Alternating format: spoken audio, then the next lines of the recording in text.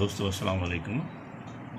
असांजे प्यारे इमदाद उढे जो नालो ज़हन में ईंदो आहे न त जेकबाद जा इन वॾा फैमिली जा तमामु वॾा माण्हू ज़हन में ईंदा आहिनि, पर उन्हनि मां घणो करे जेको ख़ासि असांजे फैमिली सां उनजो जेको तालुक़ु रहियो आहे उहो नेक मोहम्मद ख़ान उढो।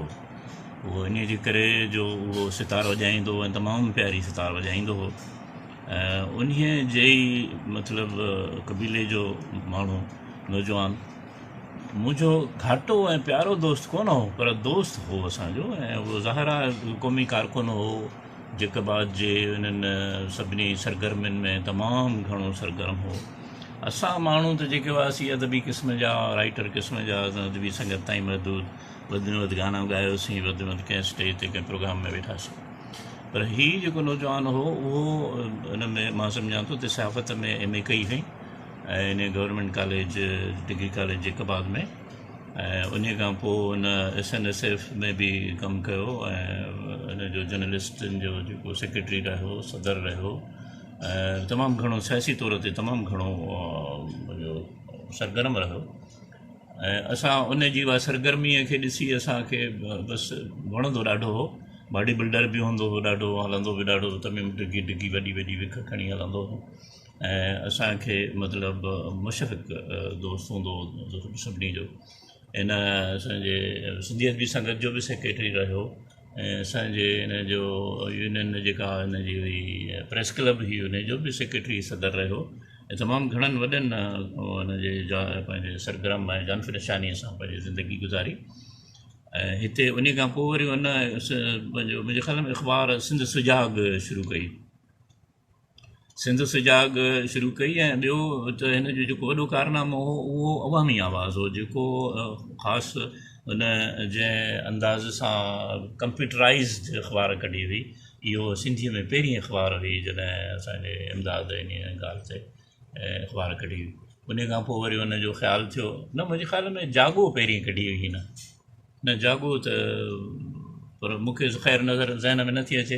अवामी आवाज़ हुई, जागो बि हुई, अवामी आवाज़ हुई, ऐं सोभ थी मूंखे यादि अचे त सोभ जेका हुई उहा उन पंहिंजे हिते कराची मां ई कढी, ऐं वरी सिंध सुजाग जे नाले सां हिकिड़ो रसालो बि हुन कढियो।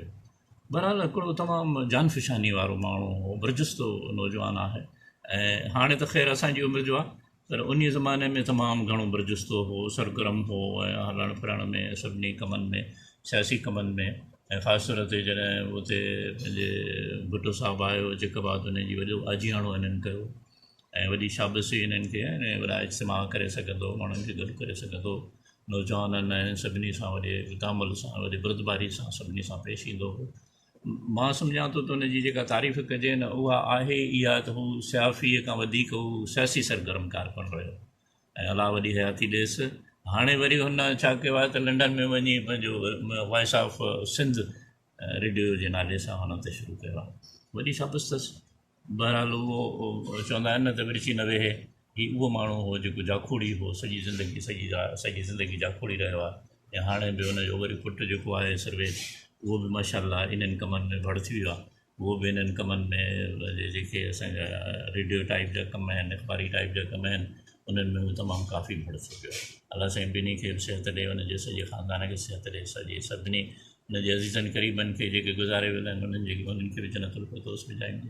असांजे हिन प्यारे खे वॾी हयाती हुजे, सिहत हुजे, असांजा सलाम क़बूल करे। अॼु हुनजो जनमॾींहुं आहे, मुंहिंजे तरफ़ां, मुंहिंजे सॼे फैमिली जे तरफ़ां, असां सभिनी मसरूरनि जे तरफ़ां हुनखे लख लख वाधायूं हुजनि, हुनखे जनम ॾींहं जूं लख लख वाधायूं हुजनि।